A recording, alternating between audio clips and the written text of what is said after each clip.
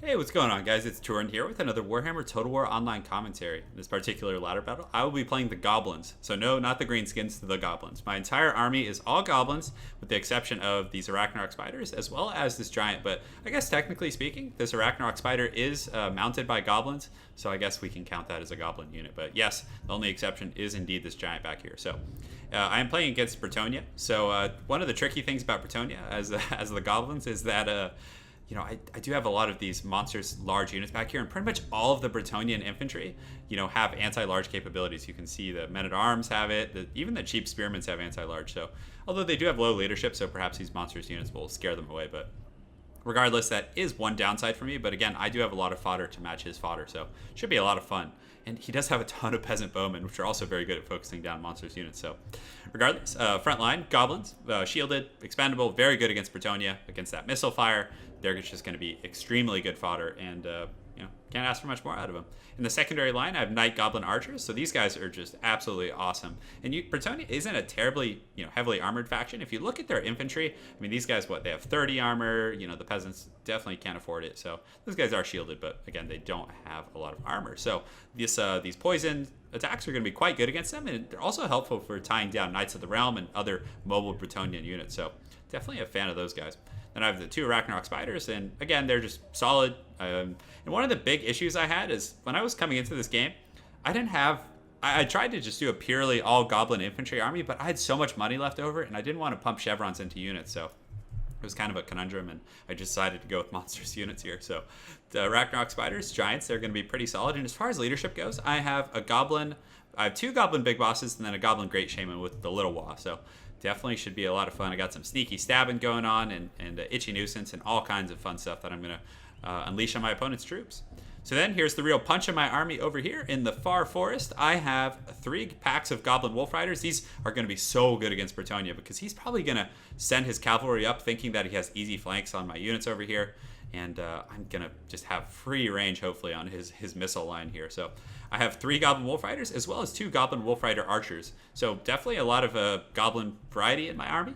And I think it'll work out pretty well because all of these fodder units, he was probably assuming, okay, I have Black Orcs, things like this that he can, really, get some good charges against. But I have so much fodder to.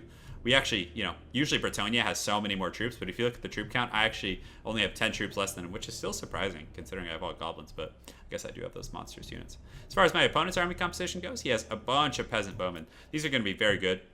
Again, most of the goblins aren't heavily armored, but I do have a ton of shielded fodder infantry.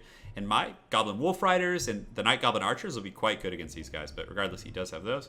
He has Pegasus Knights. They're going to be definitely tough to deal with, but regardless, I'm not terribly concerned with those monstrous units, and the Goblin Big Bosses who have 94 speed, they can react pretty quickly and deal with those type of threats.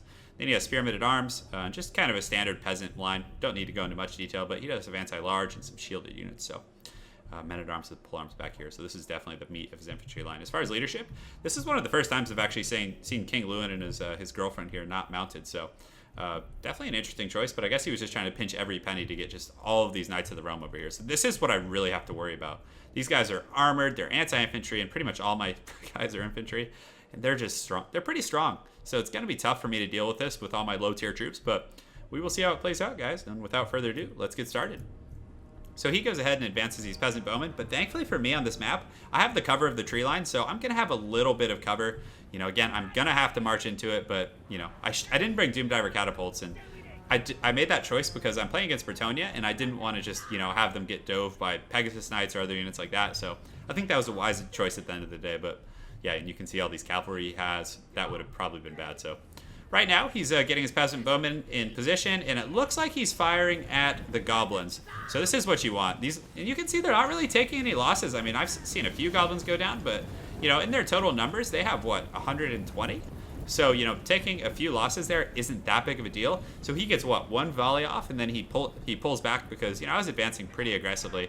And I'm keeping the goblins because I didn't want to move these and expose them until he put his cavalry in a sensitive position. So I send the big boss and the shaman over here because I wanted to use them in conjunction with this and this Arachnarok spider to take out his cavalry. So you can see the front line is engaging. I have the Knight Goblin Archers targeting his archers and his ranged units, which was definitely the way to do it. But what I wanted to do is send this guy in his bait. So he's going to think, oh, hey, a free monstrous unit that isn't well protected.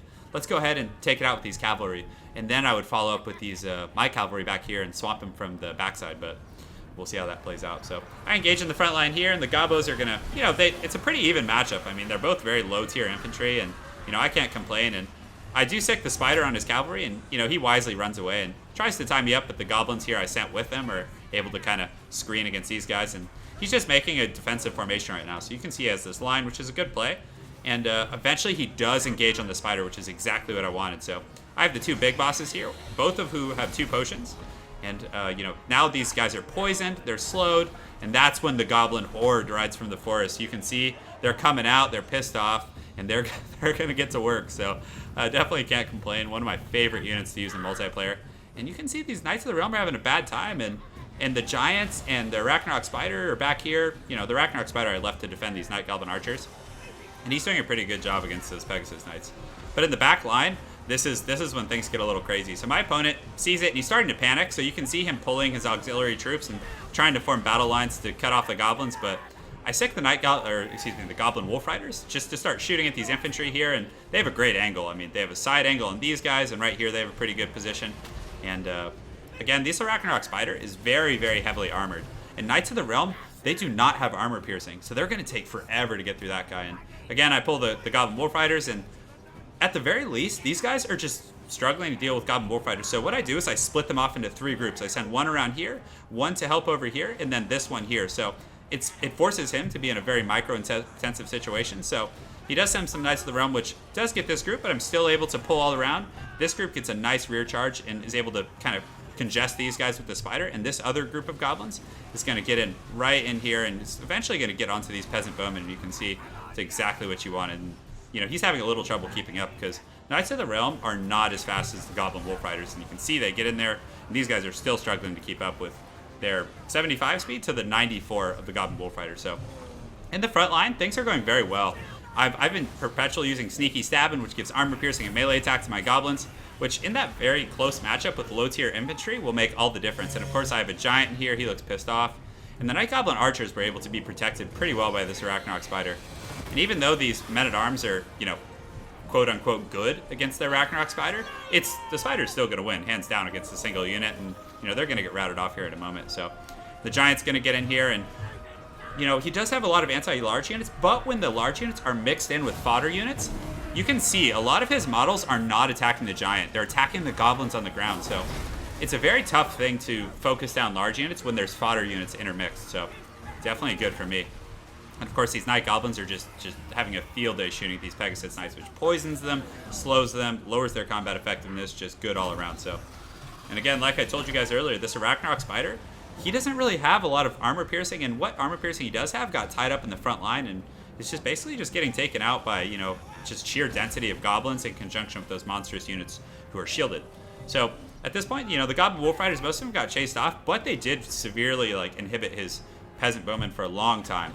They weren't firing at the front line, and that allowed me to just really essentially just penetrate his front line. And they needed to be targeting this giant, because the giant isn't heavily armored, so he needed to be targeting that giant down with those peasant bowmen. So definitely a tough situation for him, but regardless, I still have those Goblin Archers who haven't been touched, and I positioned them in the tree line because most of his routing troops were getting pushed in this direction. So I basically just have them shooting at his routing troops to keep them from coming back, because against Bretonnia, that is so important. Those troops will come back all day and just cause huge issues for you in the late game. So you definitely want to have a group of Goblin Wolf Rider Archers or Goblin Wolf Riders dealing with them. So pretty much now my opponent's army is starting to run a little thin. If we take a really high view at everything, these Night Goblin Archers are still free firing at these Pegasus Knights. And, for the most part, I had some routing goblins who I'll be bringing back here shortly. And this is kind of the focal point of the battle. King Louen is down here fighting. He's in pretty good health. And you can see those Pegasus Knights just dragging those goblins around the battlefield. Definitely some brave goblins. I mean, their leadership has not cracked yet, even though they have poor leadership. And they're fighting, the king himself. So definitely not bad. And you can see the damsel has definitely had a bad time there, and it's just getting shot at by the trolls in the forest there. So, and of course, the spider, I should have kept it back here. It got a little overzealous chasing those guys off the battlefield. But regardless, Goblin Wolf Riders still doing a pretty good job chasing down routing Bretonian units. And again, now that the melee battle has been won at the front line, I have the Spider, the Night Goblin Archers, and then my Giant is still in very good health. And I forget where he went. I believe I was just making sure a lot of these units were routing off, and I have the goblin big boss just chasing and farming these because, you know, if I didn't send any troops, this is a substantial force over here. So you really need to focus on chasing them down. And you can see this giant here. Probably not the best use of him, but man, that is cool. He is just making sure those guys aren't coming back. So you usually want to make sure they're shattered before you kind of let up on them. But regardless, I'll fast forward a little bit because it's mostly attrition. But, you know, the last of his units are being chased down. And of course, King Louen right here he's making a pretty good last stand. But now that the spider's here, it's going to poison him. It's going to, you know, do some serious damage. And this Ragnarok spider is armor piercing too. So against Louen, you can see he's taking some trips through the forest here. He is definitely not happy about this situation. And, you know, normally on a mount, he could like fly around and pick off my scattered units. But having him on his foot here is definitely not, you know, the Bretonnian way. He needs to be flying. So go ahead and fast forward here. And at that point, it was pretty much over. You know, most of his units have been chased off or routed by Goblin Wolf Riders or Goblin Wolf Rider Archers. You know, and I still had several monstrous units in good health. So it was definitely a fun matchup. A lot of people, you know, wouldn't expect a composition like this.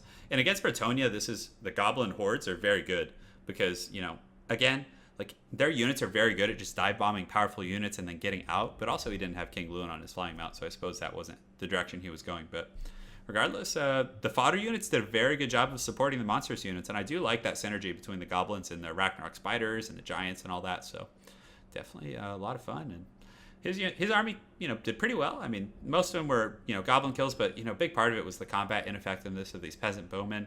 And those Knights of the Realm, I think he needed, you know, some more, you know, I don't know. I feel like they couldn't really deliver. And, you know, having him just get tied up by that Ragnarok spider was really bad because then they were able to get enveloped by the Goblin Wolf Riders, and then they got sneaky stabbing and were able to get through them quite well. So definitely a good game to my opponent, James Daly here. Look forward to seeing you again on ladder. And, you know, just want to thank you guys for watching. Hope you enjoyed the all Goblin army. I definitely had to play a few games to get a good one and kind of work on a strategy that was efficient. Man, I got run over a few times, so maybe I'll post one of those in the next few days. But thanks again, guys. Appreciate your support, and have an excellent night. Take care.